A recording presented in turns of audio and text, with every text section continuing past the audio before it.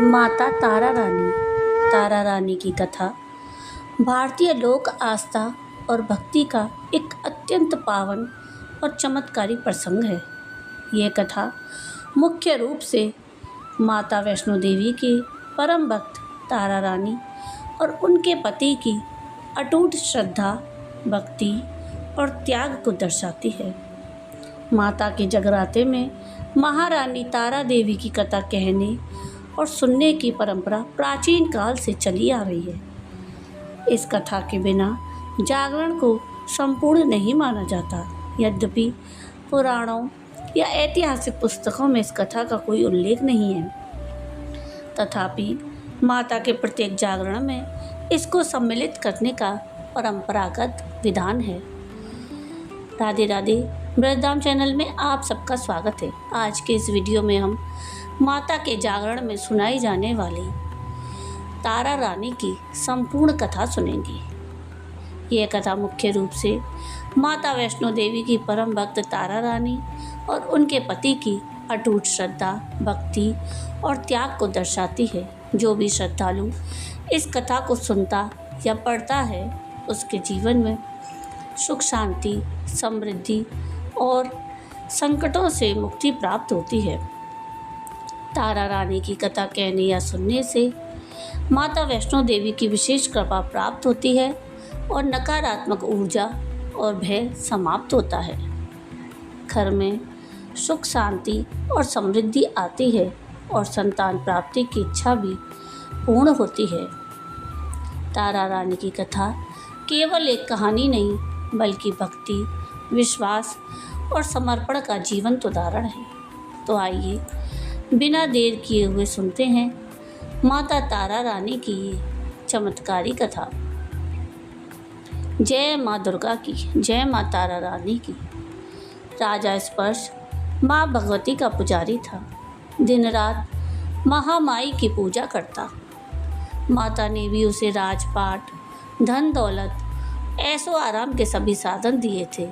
कमी थी तो सिर्फ यह कि उसके घर में कोई संतान नहीं थी। यही दुख उसे दिन रात सताता और वो माता से यही प्रार्थना करता रहता था कि माँ, मुझे एक लाल दे दो ताकि मैं भी संतान का सुख भोग सकूं। मेरे पीछे भी मेरा नाम लेने वाला हो, मेरा वंश भी चलता रहे।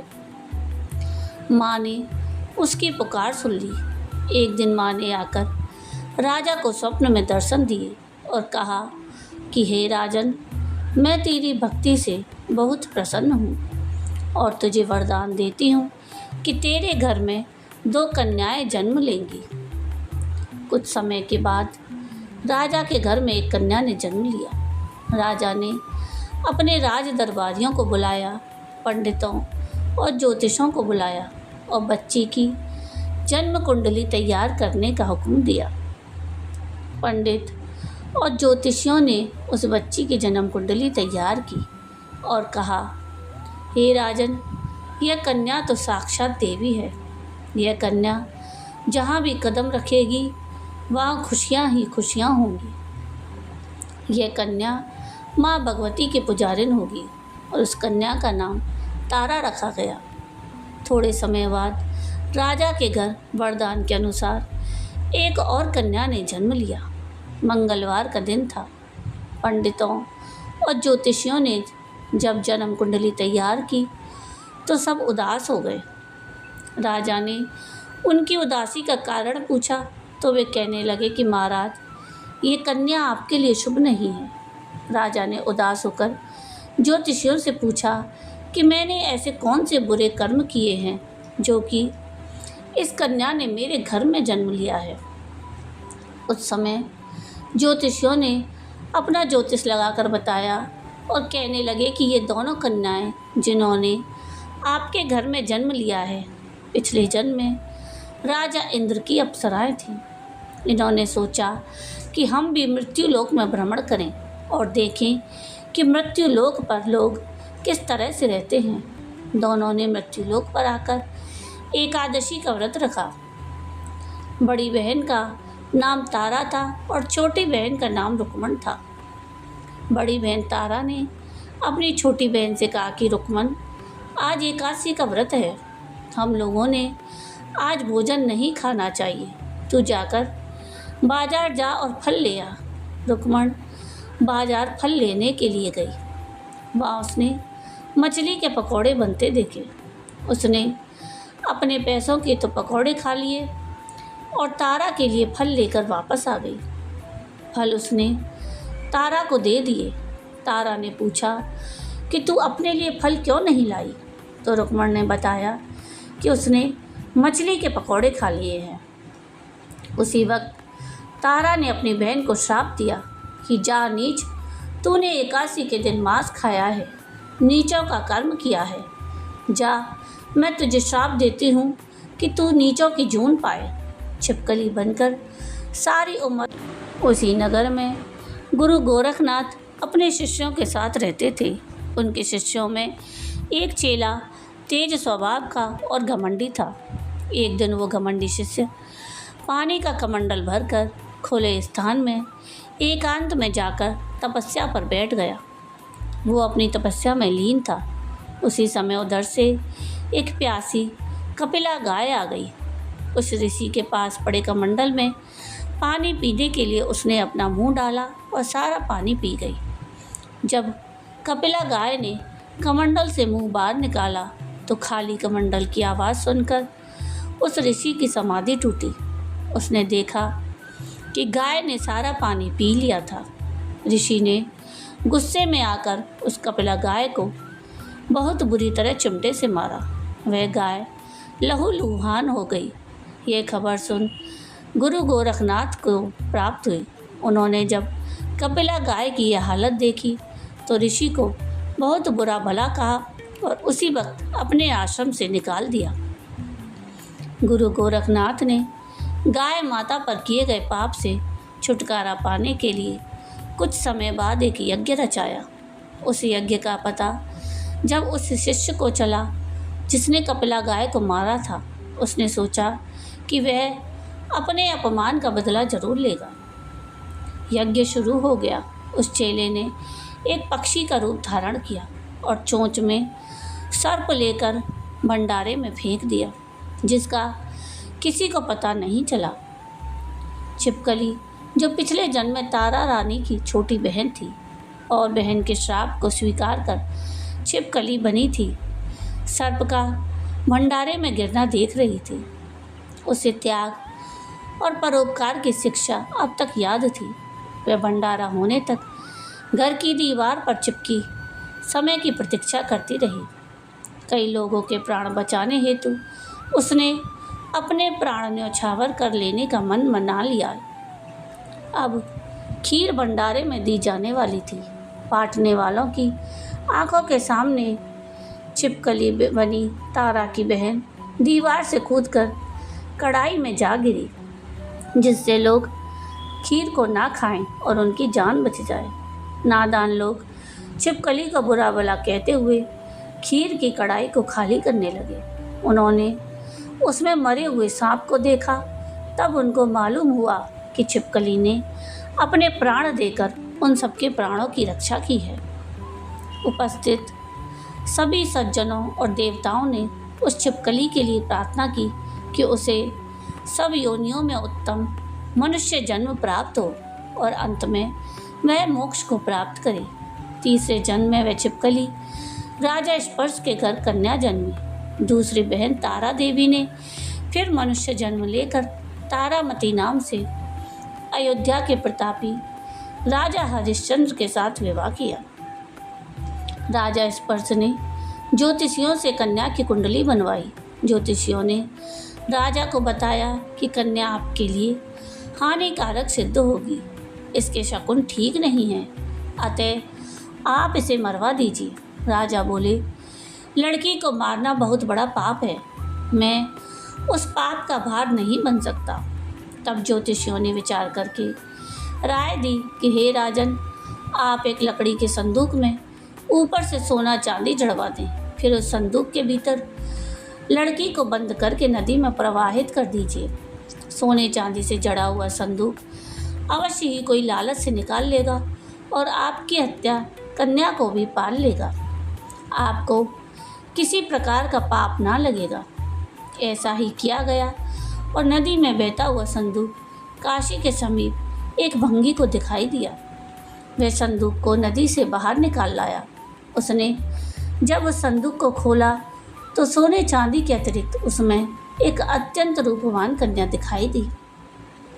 उस भंगी के यहाँ कोई संतान नहीं थी।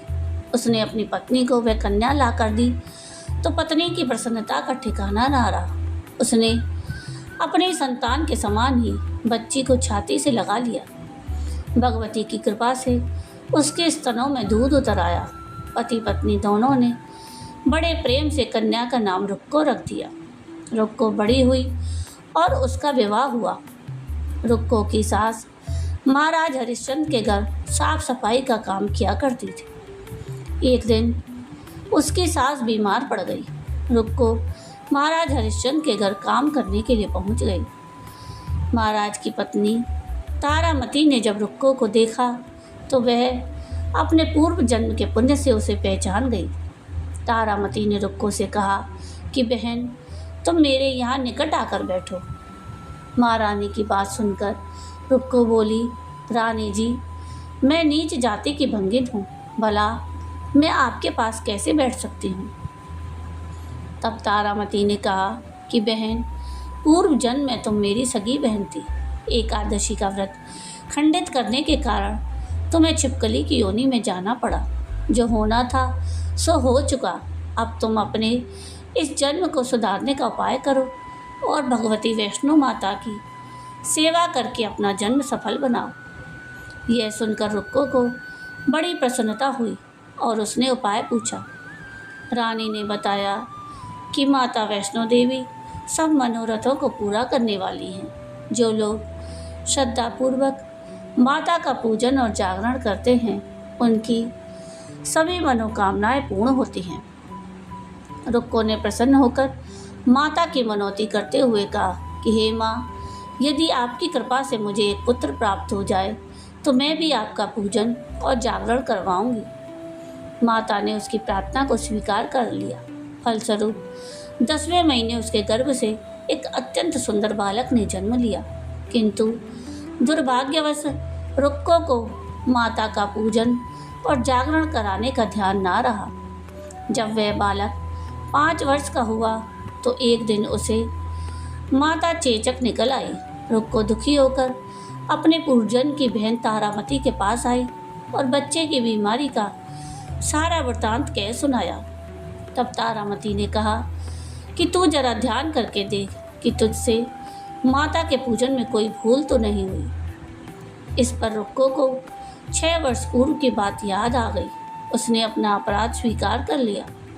उसने फिर मन में निश्चय किया कि बच्चे को आराम आने पर जागरण अवश्य करवाएगी। भगवती कृपा से बच्चा दूसरे दिन ही ठीक हो गया। तब रुक्को ने माता के मंदिर में जाकर पंडित से कहा कि मुझे अपने घर माता का जागरण करना है, अतः आप मंगलवार को मेरे घर पधार कर कृतार्थ करें। पंडित जी बोले, अरे रुक्को, तो यहीं 5 रुपये दे जा, हम तेरे नाम से मंदिर में ही जागरण करवा देंगे। तू नीच जाति की स्त्री है, इसलिए हम तेरे घर में जाकर देवी का जागरण नहीं कर सकते। रुक्को ने कहा कि पंडित जी, माता के दरबार में तो ऊंच नीच का कोई विचार नहीं होता। वे तो सब भक्तों पर समान रूप से कृपा करती हैं, अतः आपको कोई ऐतराज़ नहीं होना चाहिए। इस पर पंडित ने आपस में विचार करके कहा कि यदि महारानी तुम्हारे जागरण में पधारेंगी तब तो हम भी स्वीकार कर लेंगे। यह सुनकर रुक्को महारानी तारामती के पास गई और सारा वृतांत कह सुनाया। तारामती ने जागरण में सम्मिलित होना सहर्ष स्वीकार कर लिया। जिस समय रुक्को पंडितों से यह कहने के लिए गई कि महारानी जी जागरण में अवश्य आएंगी, उस समय सेननाई वहाँ पर था। उसने सब सुन लिया और महाराज हरिश्चंद्र को जाकर सूचना दी। राजा को सेननाई की बात पर विश्वास नहीं हुआ। महारानी कि भंगियों के घर जागरण में नहीं जा सकती, फिर भी परीक्षा लेने के लिए उन्होंने रात को अपनी उंगली पर थोड़ा सा चीरा लगा लिया जिससे कि उन्हें नींद ना आए। रानी तारामती ने जब देखा कि जागरण का समय हो रहा है किंतु महाराज को नींद नहीं आ रही है तो उसने माता वैष्णो देवी से मन ही मन प्रार्थना की कि हे माँ, आप किसी उपाय से महाराज को सुला दें ताकि मैं जागरण में सम्मिलित हो सकूं। राजा को नींद आ गई। तारामती रोशनदान से रस्सा बांधकर महल से उतरी और रुक्को के घर जा पहुंची। उस समय जल्दी के कारण रानी के हाथ से रेशमी रुमाल और पाँव का एक कंगन रास्ते में ही गिर पड़ा। उधर थोड़ी देर बाद महाराजा हरिश्चंद्र की नींद खुल गई। वह भी रानी का पता लगाने निकल पड़े। उन्होंने मार्ग में कंगन और रानी का रुमाल देखा। राजा ने दोनों चीज़ें रास्ते से उठाकर अपने पास रख लीं और जहाँ जागरण हो रहा था वहाँ जा पहुँचे और वह एक कोने में चुपचाप बैठकर सारा दृश्य देखने लगे। जब जागरण समाप्त हुआ तो सबने माता की अरदास की। उसके बाद प्रसाद बांटा गया। रानी तारामती को जब प्रसाद मिला तो उन्होंने उसे अपनी झोली में रख लिया। यह देख लोगों ने पूछा कि आपने प्रसाद क्यों नहीं खाया? यदि आप प्रसाद नहीं खाएंगी तो कोई भी प्रसाद नहीं खाएगा। रानी बोली, तुमने प्रसाद दिया वह मैंने महाराज के लिए रख लिया, अब मुझे मेरा प्रसाद दे दें। अब की बार प्रसाद ले माता तारा रानी ने खा लिया। इसके बाद सब भक्तों ने भी माता का प्रसाद खाया और इस प्रकार जागरण समाप्त करके प्रसाद खाने के पश्चात रानी तारामती महल की तरफ चली। तब राजा ने आगे बढ़कर रानी का रास्ता रोक लिया और कहा कि तुमने नीचों के घर का प्रसाद खाकर अपना धर्म भ्रष्ट कर लिया। अब मैं तुम्हें अपने घर कैसे रखूं? तुमने तो कुल की मर्यादा और प्रतिष्ठा का भी ध्यान नहीं रखा। जो प्रसाद तुम अपनी झोली में मेरे लिए लाई हो उसे खिला मुझे भी अपवित्र करना चाहती हो। ऐसा कहते हुए जब राजा ने झोली की और देखी तो भगवती की कृपा से प्रसाद के स्थान पर उसमें चंपा, गुलाब, गेंदे के फूल, कच्चे चावल और सुपारियां दिखाई दी। यह चमत्कार देख राजा आश्चर्यचकित रह गए। राजा हरिश्चंद्र अपनी रानी तारा को साथ ले महल लौट आए। वहीं रानी ने ज्वाला मैया की शक्ति से बिना माचिस या चकमक पत्थर की सहायता से राजा को अग्नि प्रज्वलित करके दिखाई, जिसे देखकर राजा का आश्चर्य और बढ़ गया। रानी तारामती बोली, प्रत्यक्ष दर्शन पाने के लिए बहुत बड़ा त्याग होना चाहिए। यदि आप अपने पुत्र रोहिताश्व की बलि दे सकें तो आपको दुर्गा देवी के प्रत्यक्ष दर्शन हो जाएंगे। राजा के मन में तो देवी के दर्शन की लगन हो गई। राजा ने पुत्र मोह त्याग कर रोहिताश्व का सिर देवी को अर्पण कर दिया। ऐसी सच्ची श्रद्धा और विश्वास देख दुर्गा माता सिंह पर सवार हो उसी समय प्रकट हो गई। राजा हरिश्चंद्र दर्शन करके कृतार्थ हो गए और उनका मरा हुआ पुत्र भी जीवित हो गया। यह चमत्कार देख राजा हरिश्चंद्र गदगद हो गए। उन्होंने विधि पूर्वक माता का पूजन करके अपने अपराधों की क्षमा मांगी। इसके बाद सुखी रहने का आशीर्वाद दे माता अंतर्ध्यान हो गई। राजा ने तारा रानी की भक्ति की प्रशंसा करते हुए कहा, हे तारा, तुम्हारे आचरण से मैं अति प्रसन्न हूँ। मेरे धन्यवाद जो तुम मुझे पत्नी रूप में प्राप्त हुई। आयु पर्यंत सुख भोगने के पश्चात राजा हरिश्चंद्र, रानी तारामती और रुक्मण भंगिन तीनों ही मनुष्य योनि से छूटकर देवलोक को प्राप्त हुए। माता के जागरण में माँ तारा रानी की कथा को जो मनुष्य भक्तिपूर्वक पढ़ता या सुनता है उसके सभी मनोकामनाएं पूर्ण होती हैं, सुख समृद्धि बढ़ती है और शत्रुओं का नाश होता है। इस कथा के बिना माता का जागरण पूरा नहीं माना जाता। बोलो सांचे दरबार की जय, माँ तारा रानी की जय। तो ये थी जागरण में सुनी जाने वाली या सुनाई जाने वाली माता तारा रानी की संपूर्ण कथा। तारा रानी की कथा केवल एक कहानी नहीं, बल्कि भक्ति, विश्वास और समर्पण का जीवंत उदाहरण है। यह कथा हमें सिखाती है कि यदि हमारे मन में सच्ची श्रद्धा हो तो माता अवश्य हमारी रक्षा करते हैं और हमारे जीवन को सुखमय बनाती हैं। जय माँ दुर्गा की। तो ये था आज का वीडियो। आपको आज का ये वीडियो कैसा लगा कमेंट करके ज़रूर बताइएगा। और अगर आपको आज का ये वीडियो पसंद आया हो तो प्लीज़ इसको लाइक शेयर ज़रूर कीजिएगा और प्लीज़ मेरे चैनल को सब्सक्राइब कीजिएगा और कमेंट में राधे राधे ज़रूर लिखिएगा। वीडियो पूरा देखने के लिए थैंक यू। राधे राधे।